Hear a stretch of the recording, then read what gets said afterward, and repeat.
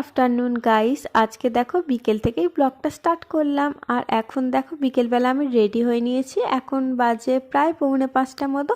আর এখন মায়ের সাথে একটুখানি বেরোবো বলতে এখন যাব একটা মন্দিরে। তো চলো কোন মন্দিরে যাই সেটা তোমরা দেখতে থাকো।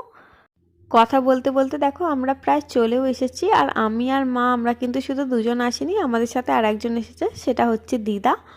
আমরা এসেছি এখন বাবা পঞ্চাননের মন্দিরে। তো পঞ্চানন বলতে দেখতেই পাচ্ছ নাম বাবা পঞ্চানন, কিন্তু এটা আসলে একটা শিব ঠাকুরের মন্দির। তো মা পুজো দিয়ে এখন বাচ্চাদেরকে প্রসাদ দিয়ে দিচ্ছে।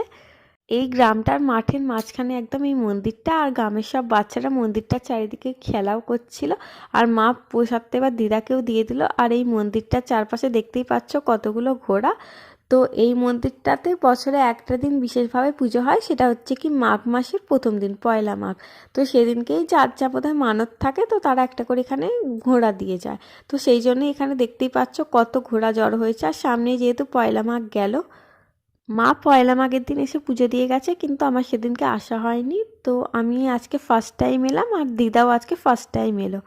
এখান থেকে বেরিয়ে কিছু কেনাকাটা করতে করতে সন্ধে হয়ে গেছিলো। তো ফেরার পথে আমরা বিশালাক্ষী মন্দিরে চলে এসেছি। এখানে সন্ধেবেলার পুজোটা দেখে তারপরে বাড়ি যাব। আর মন্দিরে ঢুকতে সামনেই দেখতে পাচ্ছ ষষ্ঠীতলা, এখানেই আমাদের যে কার্তিক পুজো হয়েছিল, তো কার্তিকটাকে রেখে যাওয়া হয়েছিল। কার্তিকটা রেখে গেছিলাম এক অবস্থা, আর এখন দেখছি আর এক অবস্থা। তো দেখতেই পাচ্ছ সব বাচ্চারা এখানে কার্তিকের জামা কাপড় টেনে সব ছিঁড়ে খুঁড়ে দিয়েছে। তো বেশিরভাগ ঠাকুরগুলোই এখানে দেখতেই পাচ্ছ জামা কাপড় কিছুই নেই গায়ে। তারপর আমরা মন্দিরে সন্ধ্যা আরতি দেখে আর প্রসাদ খেয়ে তারপর বাড়ি আসার পথে নিয়ে নিয়েছিলাম আলুর চপ। তো বাড়ি চলে এসেছি। আর এবার আমার বর বলছে মুড়ি দিয়ে আলুর চপ খাবে, তো মুড়ি নিয়ে এখন বসে পড়েছি চপ খেতে। খাওয়া দাওয়া শেষে যেহেতু শাড়ি পরেইছিলাম, তাই চটপট কটা রিলস বানিয়ে নিলাম। তারপর অল্প কটা রুটি করলাম বাবার জন্য। আর রাতের বেলা বর নিয়ে এসেছিল বিরিয়ানি, যদিও বলে যায়নি, হঠাৎ করেই এনেছিল। তো বিরিয়ানি আনার পর আমি, মা আর আমার বর মিলে বিরিয়ানি খেয়ে নিলাম। আমাদের খাওয়া শেষ না হতেই পিতুলও চলে এসেছিল। তো ওকে মাংসের হাড়গুলো দিয়ে দিয়েছিলাম, ও সেগুলো খেয়ে নিল। তো চলো ও খেতে থাক, আর তোমরা সবাই ভালো থেকো। Tata, good night.